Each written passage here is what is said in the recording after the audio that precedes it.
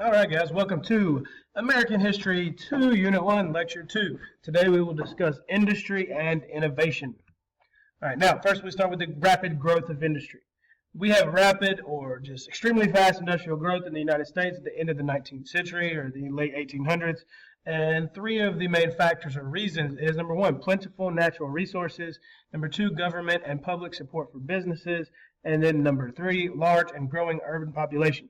Okay, so number one, those natural resources. We're a brand new country almost. Okay, we are just now discovering a lot in the West. We're discovering new resources, new forests, new mining areas, new types of metals, new everything.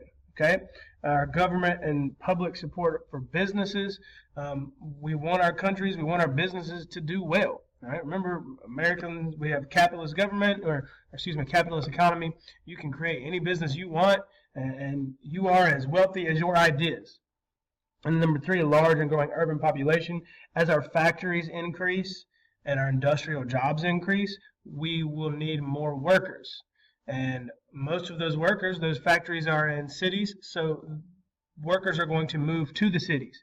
And also immigrants will move into urban populations as well. Remember, urban is city. It's not like today where you live a few miles outside of Charlotte, an hour away from Charlotte. If you drive, and you couldn't drive to work back then. You had a horse and a buggy. Okay, so if you worked in a city, you had to live in the city. You couldn't drive an hour to get there. All right. And your natural resources. Continued. Edwin Drake's oil drilling process. We'll show a little clip here of There Will Be Blood to show you exactly how that process goes. Number two, the Bessemer process is a way of producing steel by removing carbon from iron. Okay, as a way of heating up that steel and removing the impurities of carbon from that iron.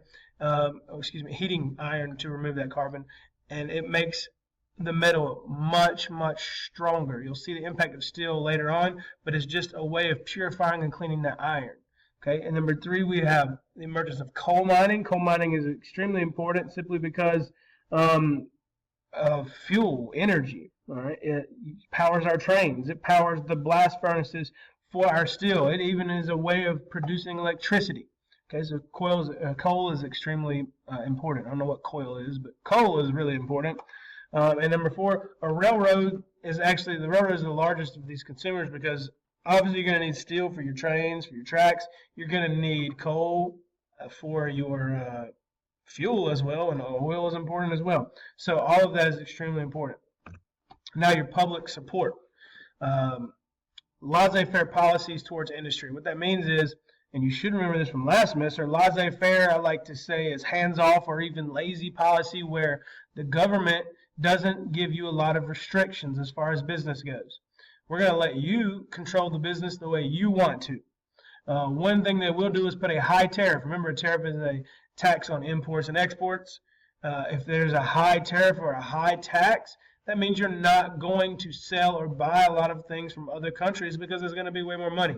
That guarantees that your products stay in this country and this country benefits. Public financing of railroads. Okay, basically it's like government subsidies, which is the next one. Government subsidies for business. Subsidies are usually a benefit, like tax breaks or even cash payouts.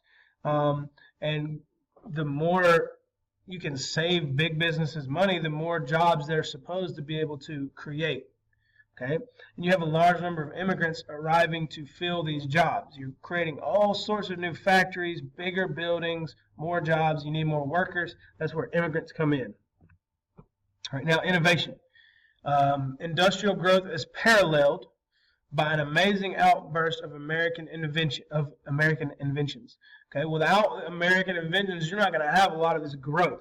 Right? Steel is an invention. Steel, you don't just dig steel from the ground. We had to figure out how to make iron stronger, turn it into steel.